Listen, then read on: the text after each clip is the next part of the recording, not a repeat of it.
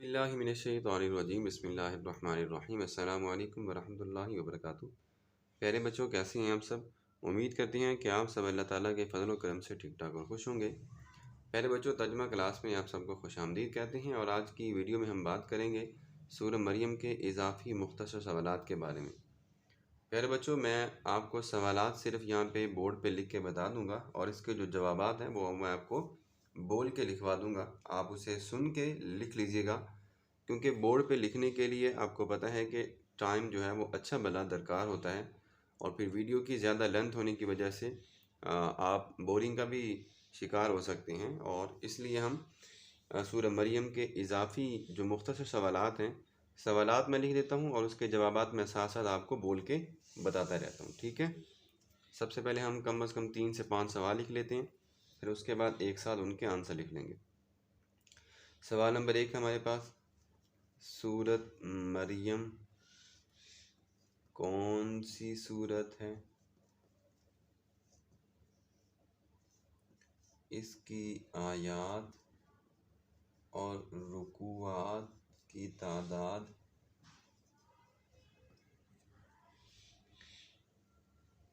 सवाल नंबर 2, सूरत मरियम किस ज़माने में नाज़िल हुई।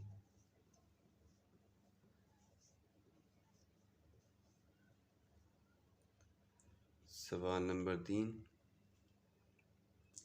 नजाशी कौन था और इसने कब वफ़ात पाई थी।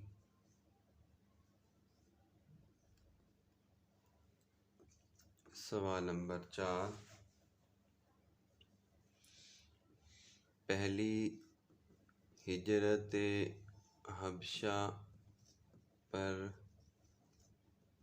मुख्तसर नोट लिखें। नंबर 5, कुफ़ार मक्का से कौन सी बात बर्दाश्त ना हुई। अरे बच्चों, ये सवाल आपको नज़र आ रहे होंगे, ठीक है। तो मैं अब इसके जवाबात आपको बोल के लिखवा देता हूँ, आप सुन के इसको तफसील से और आराम से लिख लीजिएगा। सवाल नंबर 1 है, सूरह मरियम कौन सी सूरत है। सूरह मरियम मक्की सूरत है। सूरह मरियम मक्की सूरत है। इसकी आयात 98 हैं और इसके रुकुआत की तादाद 06 है। सवाल नंबर 2, सूरह मरियम के ज़माने में नाज़िल हुई। सूरह मरियम हिजरत हबशा के मौके पर नजाशी कौन था। नजाशी हबशा का एक बादशाह था और इसने 8 हिजरी में वफ़ात पाई थी। 8 हिजरी में। पहली हिजरत हबशा पर मुख्तसर नोट लिखें।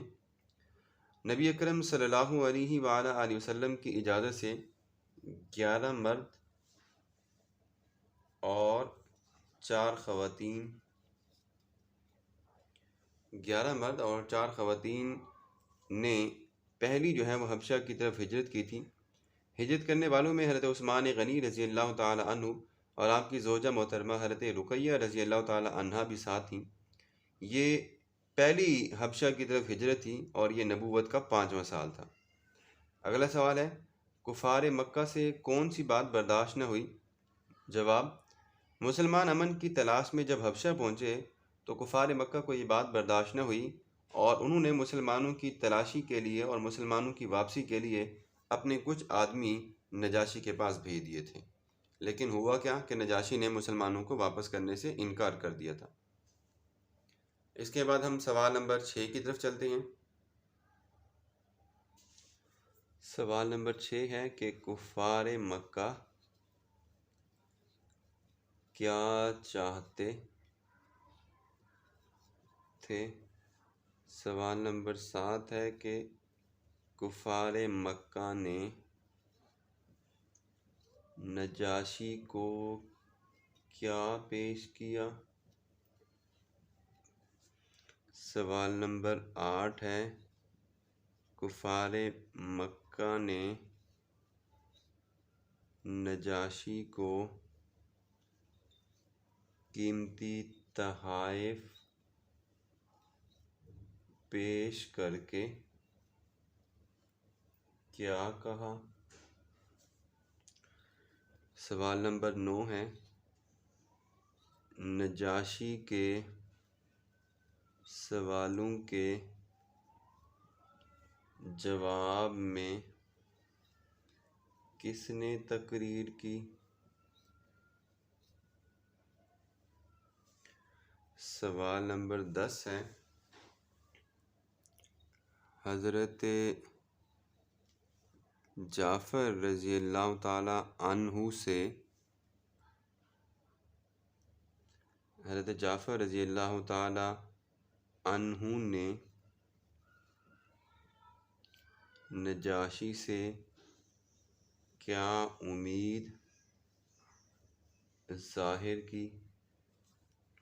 سوال نمبر 11، نجاشی نے حضرت جعفر رضی اللہ تعالی عنہ سے کیا کہا؟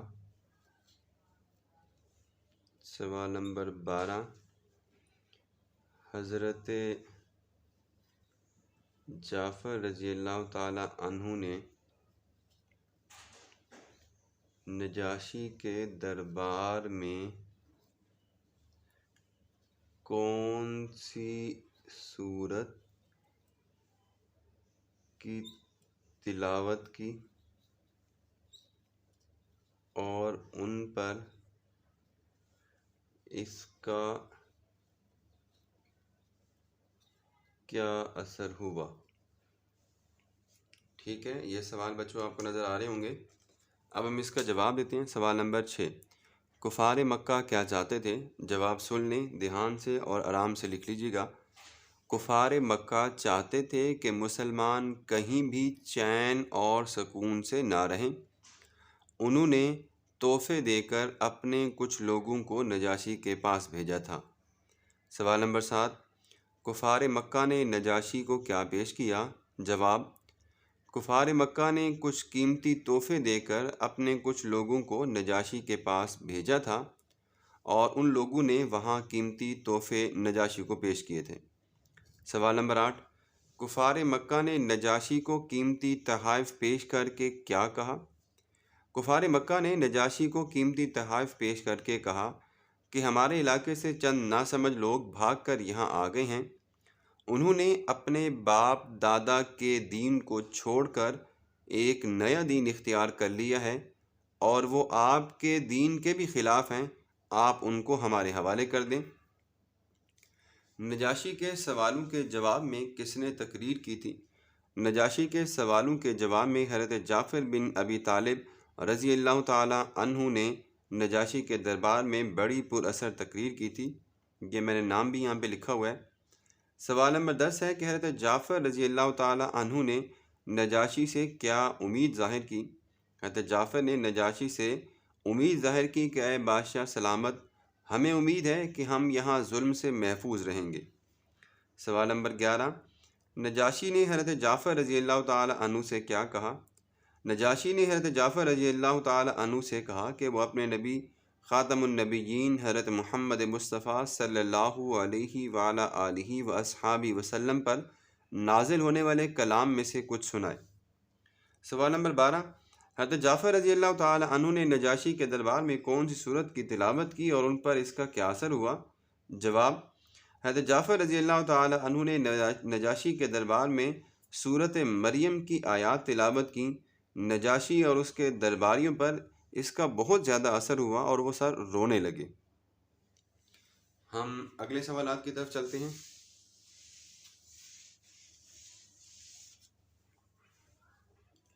بچوں، یہ جو اضافی سوال ہیں یہ پیپر پیٹرن کے مطابق اور بورڈ کی مناسبت سے کوئی بھی آ سکتے ہیں، اس لیے ہمیں سارے کے سارے ہی کر لینے چاہیے۔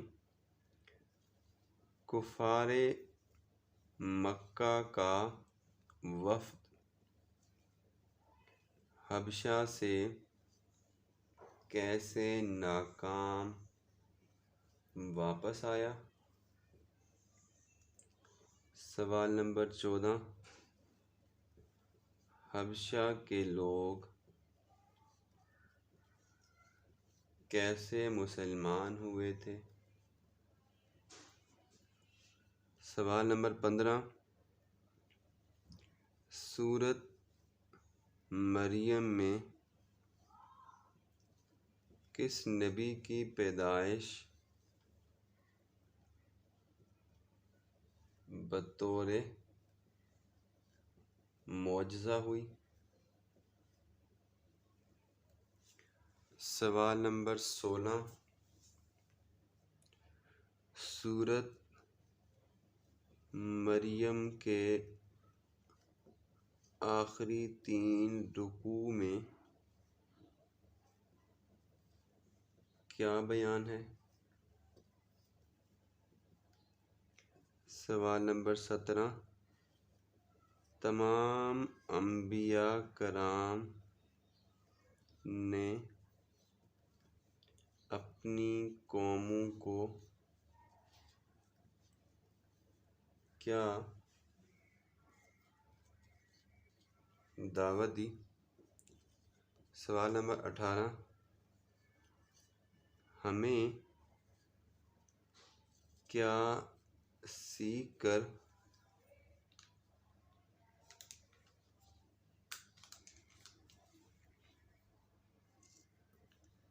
قرآن میں غور و فکر کرنا چاہیے؟ سوال نمبر 19، ہمیں وعدوں کو کیوں پورا کرنا چاہیے؟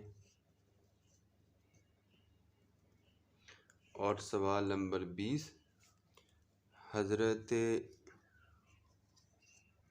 عیسیٰ کی ولادت کے بارے میں ایک حدیث لکھیں۔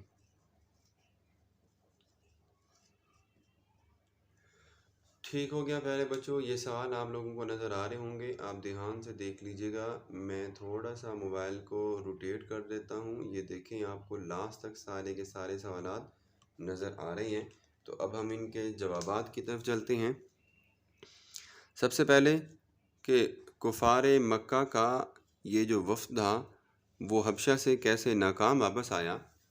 چونکہ نجاشی نے مسلمانوں کو واپس کرنے سے انکار کر دیا تھا، اس طرح مکہ والوں کا یہ وفد ناکام واپس ہوا اور مسلمان وہاں پہ امن اور سکون سے رہنے لگے۔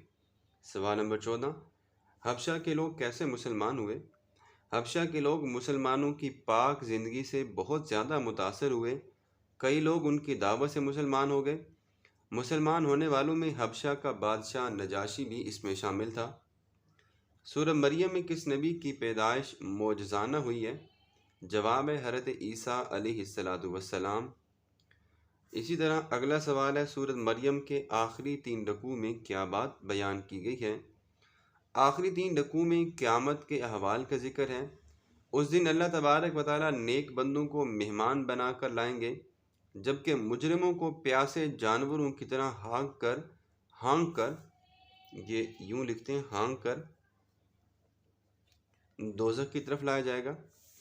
اگلا سوال ہے کہ تمام انبیاء کرام نے اپنی قوموں کو کیا دعوت دی؟ تمام انبیاء کرام علیہ السلام نے اپنی قوموں کو ایک اللہ کی عبادت کرنے کی دعوت دی۔ اگلا سوال ہے، ہمیں کیا سیکھ کر قرآن میں غور و فکر کرنا چاہیے؟ اللہ تبارک و تعالیٰ نے قرآن مجید کو حضرت نبی اکرم محمد مصطفیٰ صلی اللہ علیہ وسلم پر ان کی زبان یعنی عربی زبان میں آسان فرما دیا، اس لیے ہمیں بھی چاہیے کہ ہم عربی زبان سیکھ کر قرآن مجید میں غور و فکر کریں۔ انشاءاللہ جب گرمیوں کی چھٹیاں آئیں گی تو ہم عربی گرامر کورس بھی ضرور شروع کریں گے، اگر اللہ تبارک و تعالیٰ نے ہمیں زندگی عطا فرمائی اور توفیق عطا فرمائی۔ اگلا سوال ہے کہ ہمیں وعدوں کو کیوں پورا کرنا چاہیے؟ ہمیں وعدے کو پورا کیوں کرنا چاہیے؟ کیونکہ یہ انبیاء کرام علیہ السلام اور نیک لوگوں کی صفت بھی ہے۔ आखिरी सवाल, हज़रत ईसा अलैहिस्सलाम की विलादत के बारे में एक हदीस लिखें। जवाब, नबी अकरम सल्लल्लाहु अलैहि वसल्लम ने इरशाद फरमाया, माँ की गोद में जिन बच्चों ने बात की उनमें से एक हज़रत ईसा अलैहिस्सलाम भी हैं, बहवाला सही बुखारी।